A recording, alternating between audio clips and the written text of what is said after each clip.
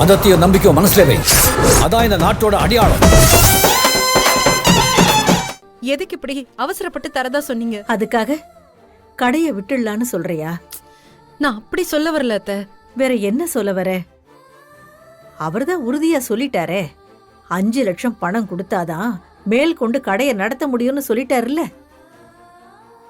நீ அந்த கடை மேல எவ்வளவு நம்பிக்கை வச்சிருக்கேன்னு எனக்கு தெரியும்மா. அது உன்னை விட்டு போச்சுன்னா உன் மனசு என்ன வலிக்குங்கிறதும் எனக்கு தெரியும். அத்தை, நீங்க சொல்றது எல்லாமே சரிதான். ஆனா பணத்துக்கு நான் என்ன பண்ணுவேன்? அதான் இருக்கே, எடுத்து கொடுமா. என்ன சொல்றீங்க? எங்க இருக்கு? சிவராமனோட பணம் பேங்க்ல இருக்குல்ல, அதை எடுத்து கொடு. எல்லாம் தெரிஞ்ச நீங்களே இப்படி சொல்லலாமா? அது ரம்யா கல்யாணத்துக்காக சேர்த்து வச்சிருக்கிற பணம். அதுல இருந்து நான் ஒரு பைசா கூட எடுக்க மாட்டேன் அத்தை. ஏன் வினோ, இந்த குடும்பத்துக்கான மொத்த செலவையும் நீ தான் பாத்துக்கிற. ரம்யா கல்யாணத்தை நீ பாத்துக்க மாட்ட? அவ கல்யாணத்துக்கு இன்னும் நாள் இருக்குல்ல. அந்த அட்வான்ஸ் பணமும் திரும்ப வந்துரும். அப்புறம் என்ன? முதல்ல அந்த பணத்தை எடுத்து கொடுத்து கடையை மீட்கிற வழியை பாரு. மத்ததெல்லாம் அப்புறமா யோசிக்கலாம். அத்தை, உங்களுக்கே நல்லா தெரியும், 10 வருஷமா நம்ம எவ்வளவோ நாள் பல கஷ்டங்களை கடந்து வந்திருக்கோம். வாடகை கொடுக்க முடியாம, ஏன் சாப்பிட வழி இல்லாம பட்னிய கூட கிடந்திருக்கோம். என்னைக்காச்சு அதுல இருந்து ஒரு நயா பைசா எடுத்திருப்பேனா சொல்லுங்க? ஏன்னா அதை எடுக்க கூடாதுன்னு நான் வைராகியமா இருக்கேன். அது என் புருஷன் அவன் தங்கச்சி கல்யாணத்துக்கு மாசம் மாசம் போடுற சம்பள பணமா நினைக்கிறேன். அது பணம் இல்லத்த, என் நம்பிக்கை. அதுல நான் கை வைக்க மாட்டேன். இல்லம்மா வினோ, நான் அந்த அர்த்தத்துல சொல்லலம்மா. எனக்கு தெரியாதா நீ ஏன் அதை எடுக்கலன்னு? அதுக்குன்னு எங்களுக்காக நீ கஷ்டப்பட்டுக்கிட்டே இருப்பியா? இப்பதான் நீ ஒரு நிலைமைக்கு வந்திருக்க. அதுவும் உன்னை விட்டு போயிடுச்சுன்னா நீ உடைஞ்சிருவேடா. நம்ம சிவராம அனுப்புற பணமாவே நீ நினைச்சு எடுத்துக்கோ. அதுல உனக்கு உரிமை இருக்குல்ல. அத்தை, நீங்க என்ன சொன்னாலும் நான் அந்த பணத்தை எடுக்க மாட்டேன். இப்ப என்ன, 5 லட்சம் பணம் தானே? அதுக்கு 3 மாசம் டைம் இருக்குல்ல. பணம் இல்லனாலும் நம்ம கிட்ட உழைப்பு இருக்குல்ல. தன்னம்பிக்கையும் முயற்சியும் இருந்தா நிச்சயமா ஜெயிச்சிடலாம். நிறைய ஆர்டர் எடுத்து பகல உழைச்சு பணத்தை சேர்த்து கொடுத்துடலாம் அத்தை. கடை நம்மளை விட்டு போகாத அத்தை. நான் பாத்துக்கிறேன் அத்தை. இந்த விஷயத்த நினைச்சு நீங்க கவலைப்படாதீங்க. நீங்க உட்காருங்க, நான் காஃபி எடுத்துட்டு வரேன்.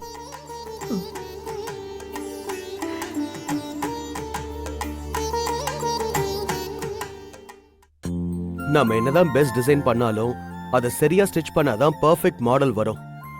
டிசைனை காலி பண்ற மாதிரி தானே ஸ்டிச் பண்றாங்க. சரி, நானும் ஆள் பாக்குறேன். உங்க சைடுல யாராவது இருந்தா சொல்லுங்க. ஓகே, வைக்கிறேன்.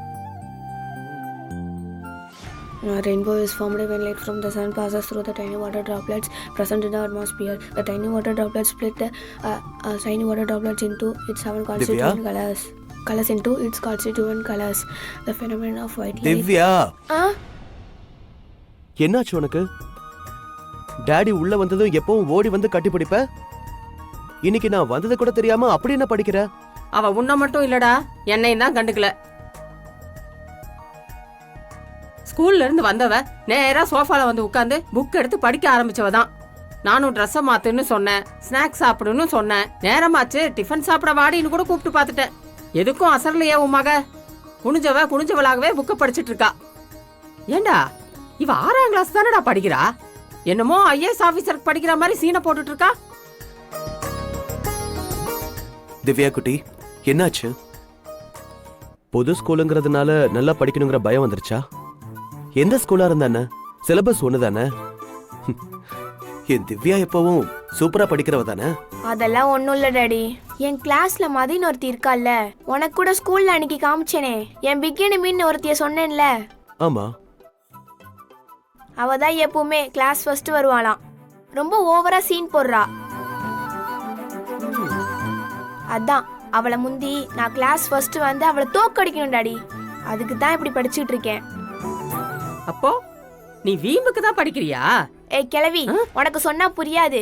இது சின்ன பசங்க ஏரியா, நீ உள்ள வராத. டாடி, இதுல இருந்து எந்த பக்கத்துல இருந்து எந்த கேள்வி வேணாலும் கேளுங்க, நான் டான் பதில் சொல்றேன். புடி டாடி, கேள்வி கேட்க சொன்னா என்ன பண்ற? திவ்யா, என்னாச்சு உனக்கு? இது என்ன புது பழக்கமா இருக்கு? ஒரு ஸ்கூல்ல படிச்சா ஒரு பழக்கம் வரும், இவ பல ஸ்கூல் மாறினா பல பழக்கம் தானடா வரும். அம்மா நான் பேசிக்கிறேன். ஆமா, அவ என்ன தப்பு பண்ணாலும் என்ன அதட்ட விடாத. நீ ஏன் உன் பொண்ணுக்கு புத்திமதி சொல்லு, நானும் சேர்ந்து கேட்டுக்கிறேன். இங்க பாரு திவ்யா, நம்ம ஜெயிக்கணும்னு தான் படிக்கணும். அடுத்தவங்கள தோக்கடிக்கணும்னு படிக்க கூடாது. அது ரொம்ப தப்பு. இது நல்ல பழக்கம் இல்ல. டாடி உன்னை அப்படியே வளர்த்திருக்க சொல்லு. நீ உனக்காக படி, அதுக்கான ரிசல்ட் உனக்கு நல்லாவே வரும். அது போதும். அன்னைக்கே சொன்னல, போட்டி இருக்கலாம் ஆனா பொறாம இருக்கவே கூடாதுன்னு. நீ படிச்ச வரைக்கும் போதும். வா எந்திரி, சாப்பிடலாம். டாடி நீ கேள்வி கேளு, நான் பதில் சொல்றேன். டாடி சொன்னா கேட்கணும். முதல்ல யூனிஃபார்மை மாத்திட்டு ஃப்ரெஷ்ஷா வாங்க, டிஃபன் சாப்பிடலாம். அம்மா இன்னைக்கு என்ன டிஃபன்? நான் தோசை சுட்டாதான் உன் பொண்ணுக்கு பிடிக்காதே, அதான் இட்லி சுட்டு வச்சிருக்கேன். நீ சுட்ட இட்லி கல்லு மாதிரி இருக்கும், அதை சுத்தி வச்சுதான் உடைக்கணும். ஆ? எதுக்கும் இப்பவே சாம்பார்ல ஊற போட்டு வை. நல்ல வாயை பாத்தியா? வா டாடி நம்ம போலாம். நீ போய் ஃப்ரெஷ்ஷப் ஆயிட்டு வா, நான் ட்ரெஸ் மாத்திட்டு வந்துடுறேன். போடி.